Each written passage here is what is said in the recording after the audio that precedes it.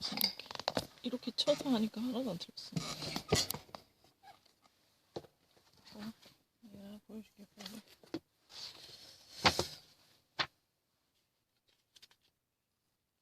이거 할래? 안 주면 되지.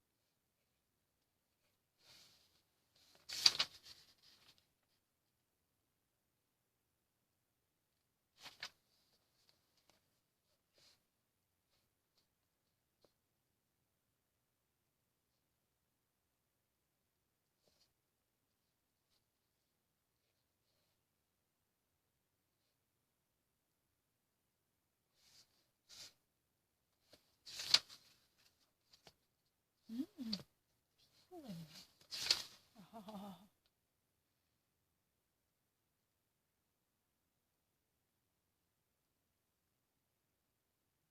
Civilization.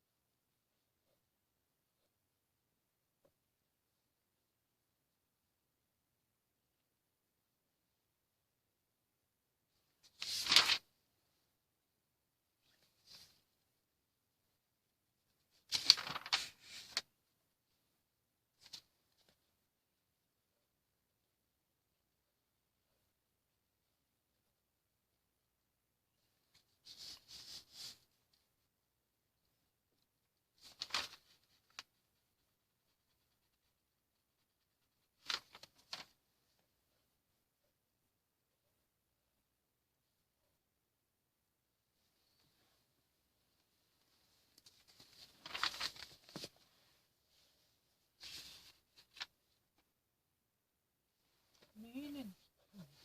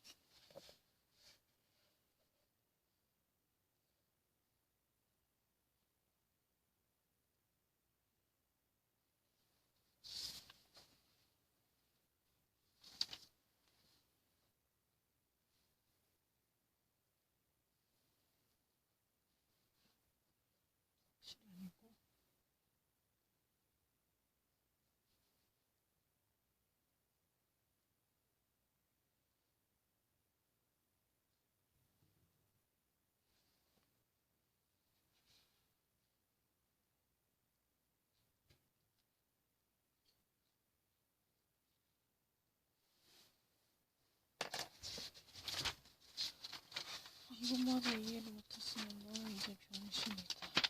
생각하십시오. 이걸 이해 못했으면 너는 바보. 나는 바보도 안 돼서 말입니다.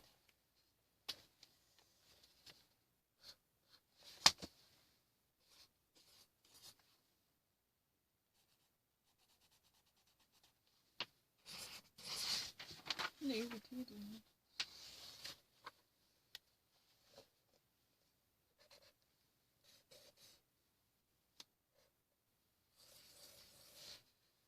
아, 하나 틀렸다. 또 한 개 틀렸습니다. 언제쯤 한 개 틀리지 않는다고 할까? 내가 병신이지. 아, 진짜 휴가 올리고 싶다. 야, 이 컴퓨터 사이언스 지금 장작 그 물소 이거 좀 하나 틀리고 자꾸 이거 틀렸다. 아, 미쳤어. 어쩐지 이거 답이 없다고 생각했어. 아니, 그 답이 여기 그거 뭐지? 백답이 안 된다고 생각했어. 너무 이상하게 생각하나? 없는 답을 왜 하려 하나? 그렇지. 나도 잘했어. 그렇게 나쁘지 않다. 다시 한번 바로 확인할게요. A 이거 33번에 C 맞지? C 왜 했지? 다음에 34번에 C 했죠? 다음에 35번에 A 분명히 했고, 36번에 A를 했고, 37번에 B를 했고, 다음에 38번이 내가 틀렸어요. 39번 B, 40번에 정말 B, 그다음에 A, D, A, 그다음에 D. This was allegedly discourse on inequality and social contract. I believe I actually read a certain excerpts from it from the blog when I was attending the class from the school. I apparently made one faulty choice. I feel like I need to put up on a dunce cap. because this was all about political philosophy. I even actually signed up for political philosophy taught by David. What's his name? I don't even actually remember his name anymore. Oh, what's his name? David? Whatever. I feel really bad. I made one mistake, but I can explain the rest of me. The passage is primarily concerned with examining the social conditions that foster effective legal system.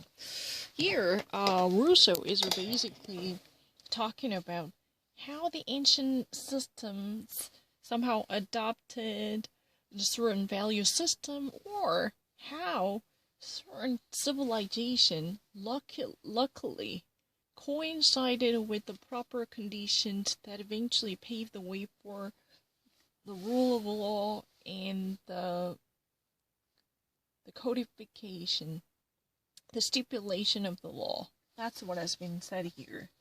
If you ever actually see that here, just as before putting up a large building, the architect surveys and sounds the site to see if it will bear the weight. The wise legislator does not begin by laying down the laws good in themselves, but by investigating the fitness of the people. He made an analogy, right? Simply, the architect would feel the level. They just actually conduct their own research to see what type of terrain they have.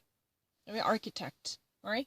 This is a preliminary survey to probe into the very nature of the soil on which they're going to erect or build a building, right? Just like this, any legislators and leaders who really wanted to build up the nation's foundation of legal system should actually feel the cop out and feel the very nature of people, whether they can accept this or what type of a competition they have, right? As individuals and our societal level, what type of chemistry they could create. This is really fundamental concerns, right? And the word sounds here. If you ever actually see that, I'm not really that bad with the words here. Number 2. Just as before putting up a large building, the architect surveys and sounds the site. It means just actually cop out the site. This is in English, cop out. You just actually grovely try out the very nature.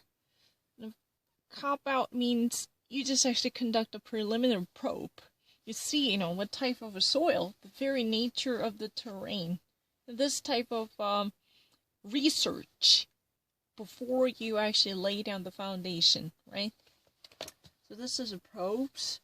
In the first paragraph, the author discusses the activities of an architect in order to make the point of that. What? The success of a nation, the civil code depends on the nature of people. Here, civil code not necessarily means the civil law or torts. Here we are talking about the very stipulation of law. How, in the first place, the country can codify the very clauses and articles of the law. But in order to do so, first, leaders who actually have a power should fundamentally delve into the character and the trait of their people. They really need to have them analyzed, whether they can accept and respect and revere the law laid down. That's really what type of people. Because here, if you ever actually see this, Plato refused to legislate for the Arcadians and the Cyrenaians because he knew that both people were rich and could not tolerate equality. Those people are privileged, so they had a lesser scope of understanding and accepting discrepancy coming from different economic conditions. They actually have a zero tolerance for that. They think that, people pauperized, they should be excluded, or they should never actually be taken care of. And this type of discriminatory prejudice was prevailing because of their privilege and prerogative. This is a really implied message here, right? And if you ever see that the author suggests that the long-established societies are characterized primarily by stubborn resistance and political change. Why have I actually chosen that? If you ever see this, number 19 and 21, As they grow older, they become incorrigible. They're not going to bow down whatever type of punishment that might be, because they're never going to be educated, because they're, think about it, once you actually grow up, you're likely to be more habituated. You're going to develop, you are already deeply entrenched in the word of your system. I don't also say that you're inured to the very value system of yours, so it's a very tough to change the direction at the late stage, right? If you ever see that as they grow older, they become incorrigible, that means they're not going to be easily amenable to different changes, right? For Carrie.com, amenable is really the opposite of incorrigible. Once the customs have become established and the prejudices inveterate. Inveterate means, everything is habituated. This has been chronic and deeply rooted and almost like a dye in the wool and a bone. What do we actually call that? Dye in the wool. And a bread in the bone, right?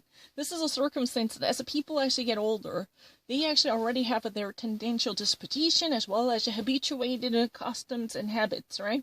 These are likely to be so deeply entrenched, like a bread in the bone, dye in the wool, deep-seated, part of them. It would actually, be deeply engrossed and entrenched in their bone marrow, as if they're another identity, right? Almost like their genetic code. That's really the reason. Just like, a human being in a developmental psychology, long-established societies, they're likely to have their own oddities, which had been so old as tales. It's very difficult to re-establish these deep-seated systems, right?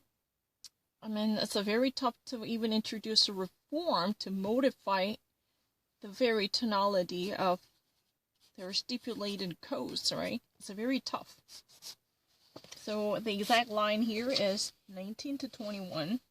Only customs have become established, produced, and veteran. It means it's a really kind of binary situation. Once, habits have become so fundamentally rooted, then, the actual byproduct is a deeply entrenched prejudice. Think about it. This is really the, flip side of the coin. The more you have a tradition in the system, the more you actually have a very well-founded system, the more likely to the more likely the society is going to experience intolerance, lack of prudence, because they are likely to hold on to the very peculiar and parochial interpretation and the construal of certain laws or social, aspects, right? Because think about it, the more they actually have a history, the more they're going to interpret natural or social phenomenon through the scope of their fixated prism, which it could be even the Constitution, or which it could be their social norms, or the Constitution. All different, Constitution, as I mentioned, what would that be? Social norms, or Constitution, or traditions, and the different type of settings are possibly conceivable here, right? If they actually have mores, or norms, or normative rules, or legal stipulations, or clauses, and all decrees, right? That might have so far shaped the very nature of the country, could eventually play against the development of the system, because it would sometimes crack down on the emergence of free thinking and free association, because it could actually be a mold, right? That's really the argument here. And if you see that, I didn't actually get that. This distinction between people and man are essentially one between. The answer is societies and individuals.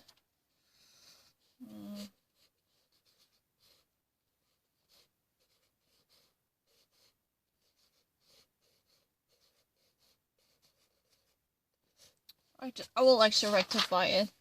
The author mentioned Sparta at the time, I believe, Lycurgus.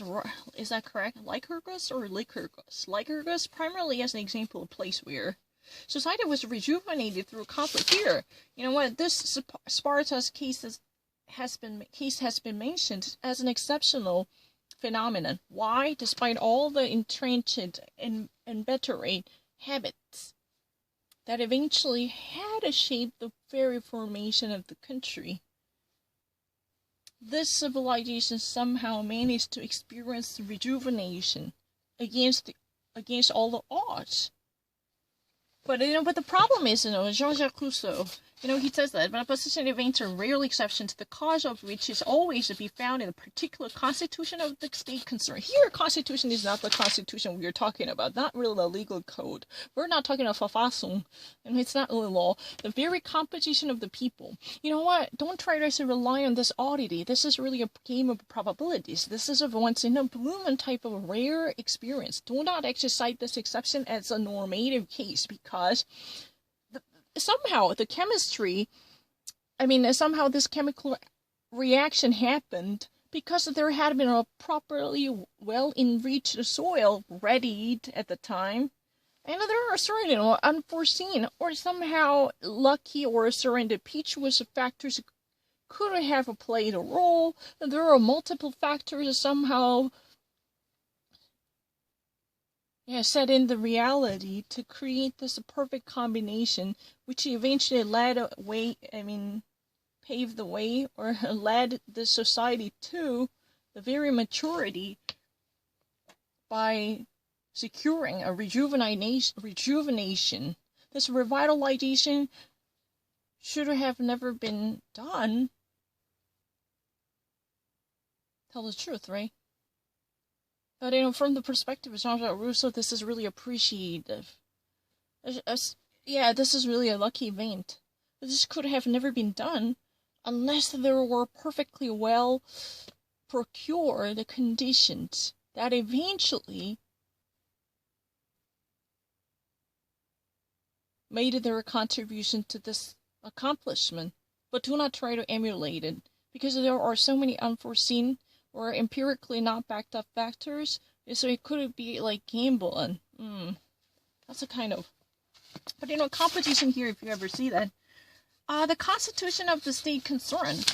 Here, I actually, chose these to answer. The social competition and cultural habits of population. What does it mean? Think about it. The actual existing conditions, as well as the very physiology of the people. These type of non-quantifiable factors somehow played a harmonious song. Otherwise, these type of almost like once in a lifetime type of rare opportunity could have never achieved. Yeah, that's a really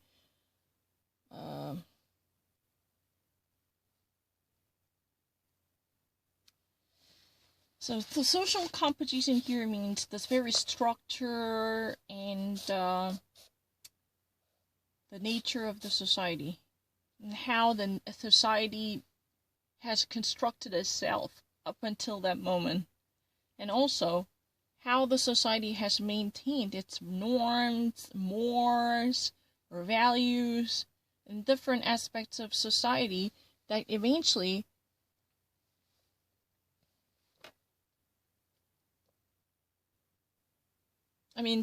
we're actually talking about the entirety of the different factors sustaining the very character of society as a social competition, right?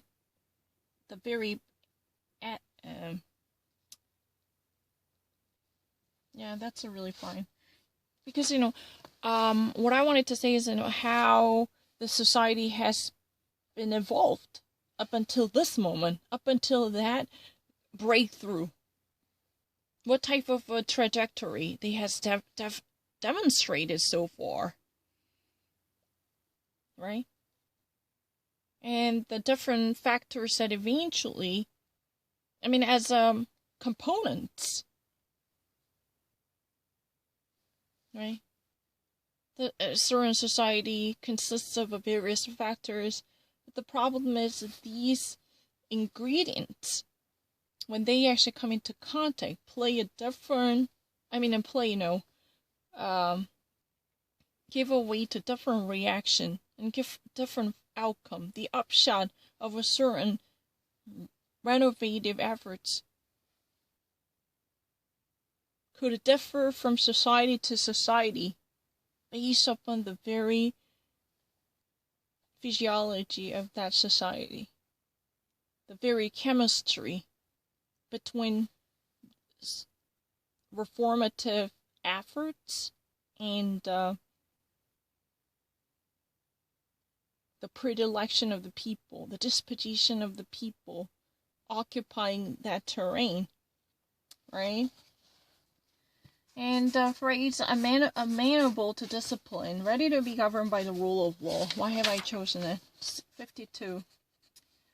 One people is amenable to discipline from the beginning, another not after 10 centuries. It means, it's really about plasticity. One would be ready to have oneself accommodated to new rules.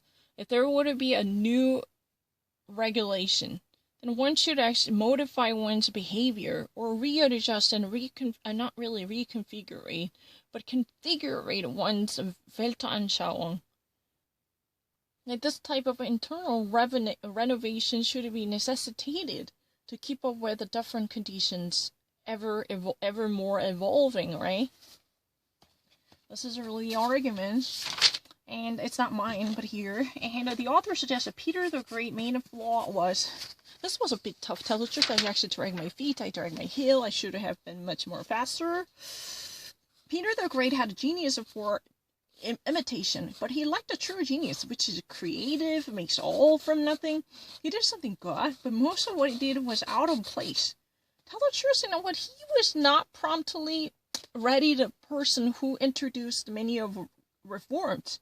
He did something, but many of them were technically improper, either untimely, or either belated, or there were certain issues. He could not actually make a firm decision to tailor the nation in a proper sense, right? He definitely has a will, but he has no insight. Lack of insight and foresight as a leader can be somehow spotted here. He saw that his nation was barbarous, as a really kind of a savage people, but he did not see that it was not right for civilization. He definitely notified one specified and a very palpable phenomena. However, he did not actually read between the lines. He did not smell the very gory brutality of his people, because he definitely noticed the savage culture. However, he could not actually think of it that this would not be civilized. He really thought that somehow if he ever adopted a certain rules, he could actually change the perception of them. He could have whisked them into a new shape in light of civilization and enlightenment. That was his yearning. He was pining away in that dream. No, I'm not lying. So, irresolution and exerting control. That was my answer. He wanted to civilize it when he needed only hardening. He just really wanted to tame people by goading them into the zone of civility and culture. However, at that time, what it was needed was whipping and whisking to tame them. No matter how rough-handed they might be. That was really necessary. At that time, in a certain iron-fisted policy, technically should have been there to suppress the insurrection of the savage. However, was not there. He could not actually properly implement policy that might reflect a certain type of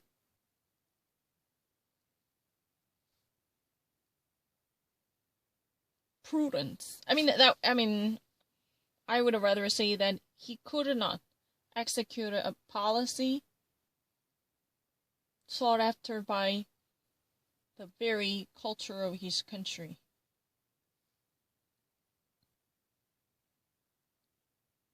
Because his plan was more like redundant, or he was somehow belated, or he was miscalculating. At least one thing for sure, he somehow experienced a lack of foresight that could have allowed him to hammer out a plan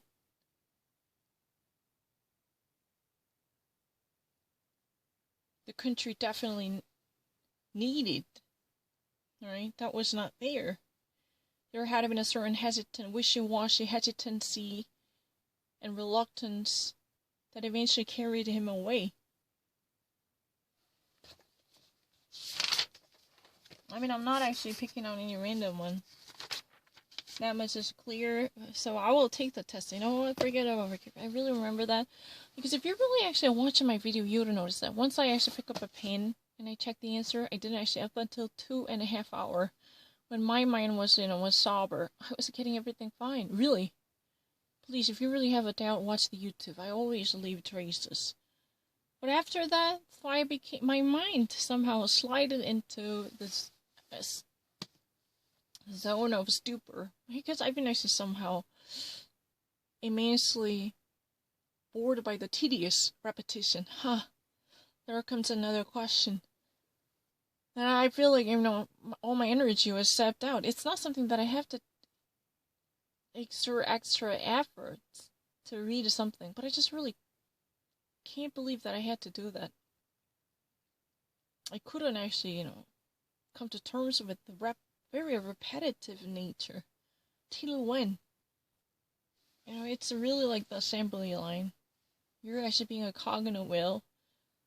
Only, even there was no 10 or 15 minutes lasting recess. You can only go to the bathroom. And that's really it. And you still hold them over and over again. Then definitely you're going to get stuck in a rut.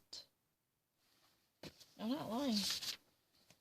But anyway, I was able to sense that he did some good things, but most of what he did was out of place. That means he was somewhat disorderly scheduled. His plan was disorderly scheduled. He was not meticulously minding the P's and Q's, because there are certain lack of... indeed, let me actually try to say this. He was able to do something, but some of them are not right, not properly organized, and he actually took certain action. But, the action and inaction both eventually were deemed to be improper by this person, this philosopher. He could have done differently. That's really the lasting sentiment. Always, his decision gave a very bad flavor, because he was not good at calculating. Right? His timetable was either undue or belated, right? Because certain planes were too immature. He actually suffered from myopia. Couldn't actually see through the people's mindset. Like, some of them were not really properly arranged. Like, this type of recognition was very obvious throughout the paragraph. So in this fashion, too, a French teacher turns out his pupil to be an infant prodigy, for the rest of his life to be nothing whatsoever. The empire of Russia will aspire to conquer Europe, or will itself be conquered. Well, he actually used another analogy saying that and people, who actually, this French teacher who actually spent so many hours, and his or her lifespan already experienced progress. But somehow there is a misplaced recognition as a child prodigy. That's not true. He or she was already mature adult who spent a million hours doing that. The progress has already took place. But all of a sudden, this type of misplaced recognition would honor this person as a child prodigy. Something's not right. There is lack of saints, which could justify the legitimacy of a choice made by the Peter the Great. That's really the argument. It's very obvious, right? Well, I don't really know what else I can actually say about it. But it's very obvious. I'm not really lying. I'm not really a crazy person, I think.